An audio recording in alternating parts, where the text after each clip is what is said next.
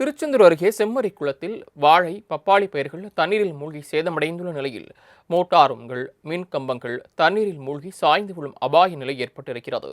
கூடுதல் விவரங்களை எமது செய்தியாளர் அருள் வழங்க கேட்கலாம். அருள், கள நிலவரங்கள் என்ன பதிவு பண்ணலாம்? நிச்சயமாக சரவணன். அதாவது தூத்துக்குடி மாவட்டம் திருச்செந்தூர் மற்றும் சுற்றுவட்டார பகுதியில் வடகிழக்கு பருவமழை தீவிரமடைந்த நிலையில் தொடர்ந்து ஒரு 3 நாட்களாக கனமழை மற்றும் அதனைத் தொடர்ந்து ஒரு 2-3 நாட்களாக பரவலாக மிதமான மழை தொடர்ந்து பெய்து வந்தது. இதனால் தாழ்வான பகுதிகளில் மழைநீர் தேங்கியது.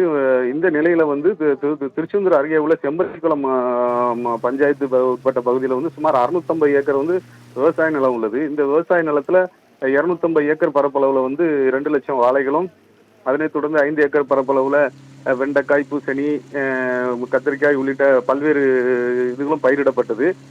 அந்த செம்பரிக்குளம் பகுதியில இந்த விவசாயம் பயிரிட்ட பகுதியில மழை வெள்ள நீர் சூழ்ந்தது. சாதாரணமாக சூழவில்லை. அதாவது 6 அடி உயரத்திற்கு மழை நீர் சூழ்ந்ததால் வாழை சுமார் ஒரு 10 அடி இருக்கக்கூடிய வாழையே மூழ்கிற அளவிற்கு அந்த மழை வெள்ள நீர் சூழ்ந்ததால் அந்த அறுவடைக்கு தயாரான போது அந்த வாழைகளை அறுவடை படகு மூலம் அறுவடை செய்து கொண்டு வந்த சம்பவம் நாம் ஏற்கனவே செய்தியாக வெளியிட்டிருக்கிறோம். இந்த நிலையில தற்போது அந்த இடத்துல தண்ணீர் வடியாமல் தொடர்ந்து அதே நிலைமை நீடித்து வருவதால் வாழைகள் மட்டுமின்றி, பப்பாளியும் மட்டுமின்றி விவசாய பயிர்கள் முற்றிலும் தண்ணீரில் அழுகக்கூடிய சூழ்நிலை ஏற்பட்டு வெண்டைக்காய், கத்திரிக்காய் போன்ற பயிர்களும் அழுகி விட்டது. இந்த நிலையில அந்த பகுதியில் செல்லக்கூடிய அந்த விவசாய நிலத்திற்கு செல்லக்கூடிய மின் கம்பங்கள், அங்கு உள்ள விவசாய மின் மோட்டார் அறைகள் இப்ப அந்த மழைநீர் வெள்ள நீர் சூழ்ந்திருக்கு.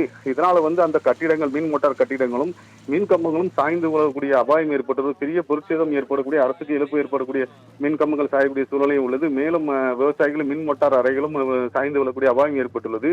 மேலும் தொடர்ந்து இந்த மழை வெள்ள நீர் அகற்றப்படாமல் இருப்பதால் பேரிழப்பு ஏற்படக்கூடிய வாய்ப்பு உள்ளது. இதனால் அரசு போர்க்கால அடிப்படையில் இந்த தேங்கிய நீரை அகற்றக்கு நடவடிக்கை எடுக்க வேண்டும் என்பதே அப்பகுதி விவசாயிகளின் கோரிக்கையாக உள்ளது. சரவணன், தாங்கள் வழங்கிய தகவல்களுக்கு நன்றி அருள்குமார்.